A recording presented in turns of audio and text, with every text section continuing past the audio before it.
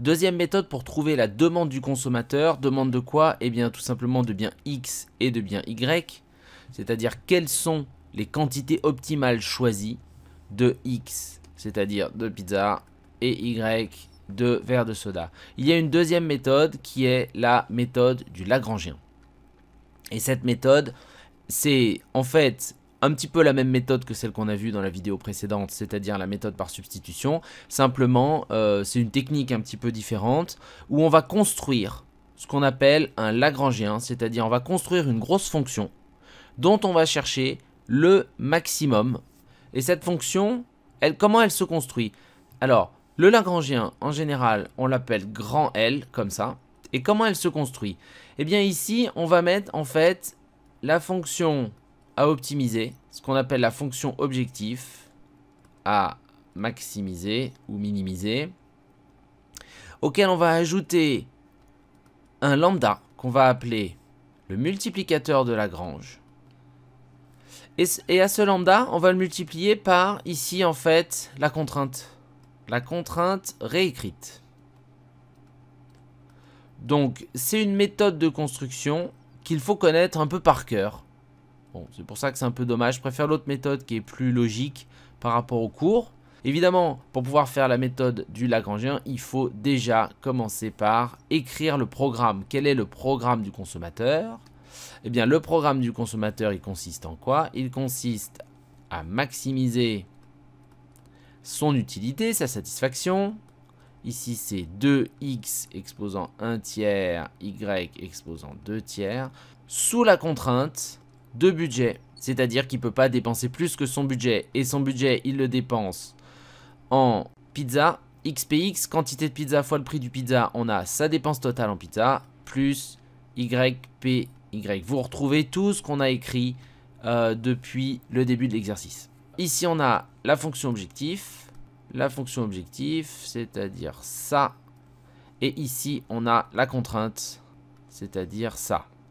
Alors, dans ma méthode du Lagrangien, je vous écris bien que c'est une contrainte réécrite. Comment ça se réécrit? Eh bien, tout simplement, ça se réécrit en passant ça de l'autre côté, ce qui va nous égaliser cette contrainte à 0. Ça va nous faire une contrainte égale à 0.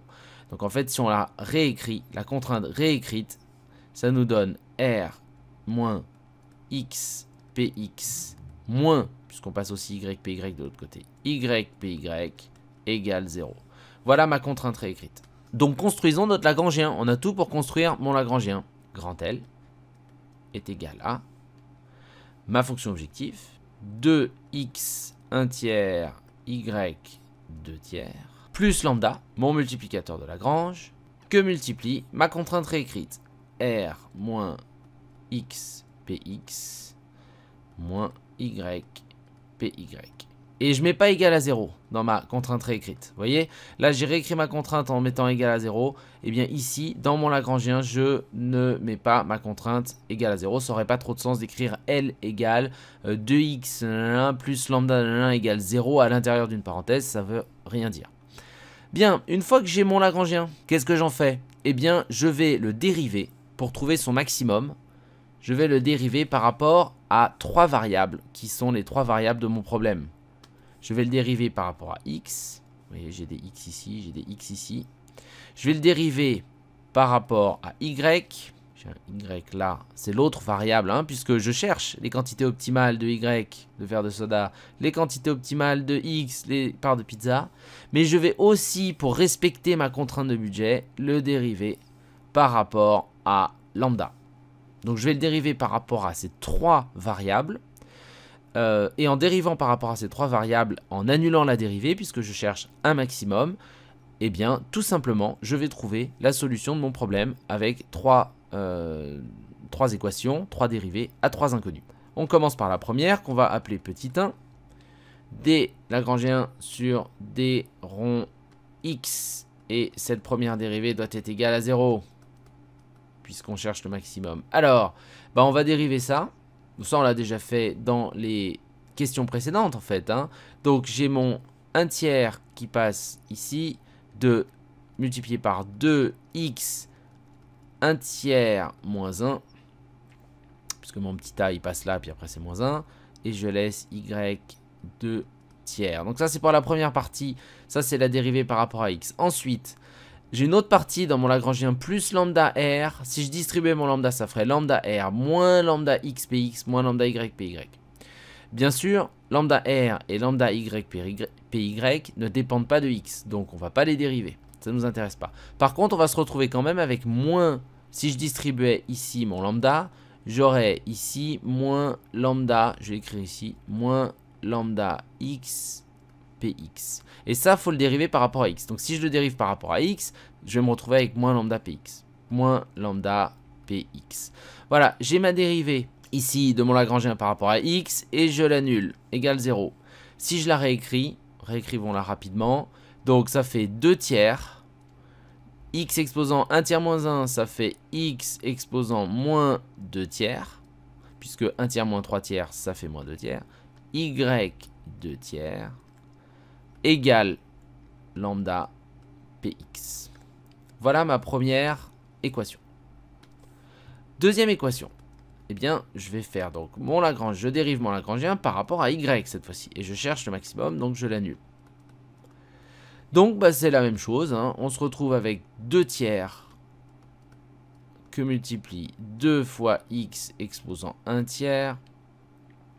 Y exposant 2 tiers moins 1. Ensuite, plus lambda y py. Donc, vous voyez, lambda r, ça ne dépend pas de y, ça ne m'intéresse pas. Moins lambda x px, on l'a fait tout à l'heure, mais ça ne dépend pas de y, donc ça ne m'intéresse pas dans ce cas-ci, puisque je dérive par rapport à y. Mais ce qui va m'intéresser, c'est évidemment moins lambda y py, si j'avais dû distribuer le lambda. Et donc là, je vais le dériver par rapport à y, c'est-à-dire il va me rester moins lambda py. Vous voyez, c'est assez symétrique par rapport à l'équation précédente. Moins lambda py. Très souvent au micro. Égale 0. Donc je me retrouve avec quoi? Je me retrouve avec 4 tiers. Hein, 2 fois 2 tiers, ça fait 4 tiers. De x exposant 1 tiers. Y 2 tiers moins 3 tiers. Il va me rester moins 1 tiers. Égale lambda py. Voilà ma deuxième équation. Alors, avant de passer à la troisième équation, il y a un petit truc qu'il faut connaître parce que on s'en sert tout le temps. C'est en fait de diviser l'équation 1 par l'équation 2. Si vous divisez à gauche et à droite 1 par 2, donc celle-ci par celle-ci, d'accord, vous avez le droit. Et vous allez voir qu'en fait, ici vous voyez que c'est la dérivée de l'utilité, ici aussi, par rapport à x, par rapport à y, donc c'est l'utilité marginale. Ici, vous voyez que c'est en fait le prix qu'on va diviser par l'autre prix. Donc on va se retrouver en fait avec ce qu'on a fait dans la vidéo précédente, c'est-à-dire avec l'égalité du taux marginal de substitution avec le rapport des prix. Simplement on a trouvé cette égalité autrement en passant par ce Lagrangien ici. Mais en fait ça revient quasiment au même. Donc si je divise mon équation 1 par l'équation 2, je me retrouve avec quoi? Alors équation 1, on la balance là. Tac. Ça fait 2 tiers de x moins 2 tiers, exposant moins 2 tiers, y exposant 2 tiers, égale lambda px. Au dénominateur, je vais aller mettre ce truc-là. Oh, c'est un peu foncé ça. Au dénominateur, je vais aller mettre ce truc-là. Et ce truc-là, qu'est-ce que c'est? C'est 4 tiers de x, hop, exposant 1 tiers, y moins 1 tiers, c'est un x, hein. Hop là, voilà. Et égal à quoi? Lambda py. Donc voilà, mon 1 divisé par 2, c'est ce gros machin là. Ce gros machin, il se simplifie très bien, puisque, hop, le lambda s'en va. Donc déjà, après l'égalité, je me retrouve avec px sur py. À gauche de l'égalité, qu'est-ce que j'ai? J'ai 2 tiers divisé par 4 tiers. Alors 2 tiers, je vais l'écrire sur le côté, divisé par 4 tiers, on sait que c'est égal à 2 tiers multiplié par 3 quarts. Et donc ça, je peux simplifier. Il va me rester 2 quarts que je peux encore simplifier. Ça me fait 1 demi. Donc j'ai 1 demi. Voilà, donc j'ai réglé la question de cela. Maintenant, réglons la question du x.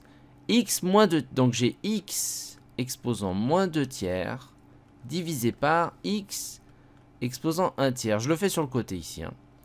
Ça veut dire quoi? Ça veut dire que je peux passer ce x ici. C'est exactement comme quand on a calculé le TMS tout à l'heure. Je me retrouve avec 1 sur x exposant 1 tiers plus 2 tiers, 3 tiers. Donc je vais me retrouver avec 1 sur x. Et évidemment avec y, ça va être la même chose. Y, je vais le monter là-haut. Je vais me retrouver avec y exposant 2 tiers fois y exposant 1 tiers. Ça va faire y exposant 3 tiers. Donc ça va faire y. Donc je me retrouve avec 1 demi de y divisé par x. Hein? Et regardez, on retrouve ici le taux marginal de substitution de y à x qui est égal au rapport des prix. On retrouve l'idée que la disposition marginale à payer est égale au coût marginal. Le rapport des prix, ce que me coûte le bien x en termes de bien y, c'est exactement ce que je suis prêt à payer pour avoir une unité supplémentaire de x par rapport à y. Donc je vais isoler mon y. Donc j'ai y divisé par x égale, je vais balancer le 2 de l'autre côté, 2px. C'est exactement la même méthode maintenant que la méthode précédente. Si vous avez vu la vidéo sur la méthode précédente, vous pouvez tout de suite passer à la question d'après, puisque en fait on résout exactement la même méthode que si on avait égalisé le taux marginal de substitution au rapport des prix. Donc vous pouvez tout de suite passer à la méthode d'après. Y divisé par x, 2px sur py, je peux isoler mon y, 2px sur py que multiplie x. J'ai mon y provisoire et qu'est-ce que je vais faire de ce y? Eh bien, j'ai maintenant plus qu'une inconnue à trouver, c'est x. Et je vais me servir donc d'une autre équation. C'est la troisième équation de mon Lagrangien. Ici, j'ai dérivé une première fois par x. J'ai dérivé une deuxième fois le Lagrangien par y. Maintenant, je dois dériver une troisième fois par lambda. Et qu'est-ce que je vais retrouver? Je vais retrouver ma contrainte de budget en fait. Lambda fois r moins xpx moins ypy. Si je dérive par rapport à lambda ici, il me reste plus que ça. La dérivée par rapport à lambda, ça va être r moins xpx moins ypy. Donc 3, la troisième équation, le déron lagrangien par le multiplicateur de lambda. Donc je dérive mon lagrangien par rapport à lambda, je l'annule parce que je cherche un maximum. Ça, c'est donc égal à quoi? À r moins xpx moins ypy égale 0, puisque j'annule cette dérivée. Maintenant, je peux tout à fait remplacer ce y par la valeur que j'ai trouvée ici. R moins xpx moins quoi? Moins 2 px sur py fois x que multiplie donc le py qui reste ici. Alors ça se simplifie bien. Py fois py, ça se simplifie. Et donc il me reste quoi? Ah, attendez, j'ai oublié le égal 0 bien sûr. Il reste quoi? Il reste r moins xpx moins 2xpx. Ça va faire r égale moins xpx moins 2xpx. Ça fait 3xpx. Donc ça fait moins 3xpx. Si je passe ce moins 3xpx de l'autre côté, ça va faire r égale 3xpx. Je retire le moins si je passe de l'autre côté. Et donc évidemment, je peux isoler mon x. J'isole mon x, ça fait que... Si j'isole mon x, ça fait que ça passe en dessous. X est égal à R divisé par 3px. Voilà la valeur de mon choix optimal de quantité de pizza. C'est mon revenu, 20 euros, 30 euros, divisé par 3 fois le prix de la pizza. Ce sera ça, la demande de pizza. Puisque j'ai ma quantité optimale de pizza, je peux remplacer ce x là, ici là en fait, dans mon équation provisoire de y pour trouver ma quantité demandée optimale de verres de soda. Ça va donc être égal à 2 fois px sur py que multiplie x. Et mon x, qu'est-ce que c'est? Eh bien c'est ça, c'est r sur 3px. R sur 3px. Voilà. Donc si on simplifie, On va avoir y étoile qui est égal à px divisé par 3px, ça simplifie. Ça va faire quoi? Il reste 2 divisé par 3 que multiplie r sur py. Voilà. Voilà le montant optimal de verre de soda que je souhaite consommer. Voilà donc la demande de X, les quantités demandées de pizza. Et voici la demande de Y, c'est-à-dire les quantités demandées de verre de soda en fonction évidemment à chaque fois du revenu et du prix du bien considéré. On notera que ici les demandes ne dépendent pas du prix de l'autre bien. Si le prix des pizzas venait à baisser, eh bien il n'y aura pas de variation quant aux demandes de soda. Retrouvez mon nouveau programme de cours sur la microéconomie du consommateur. Pas besoin d'avoir des connaissances, on résout directement un exercice type et je fais les rappels pertinents au passage.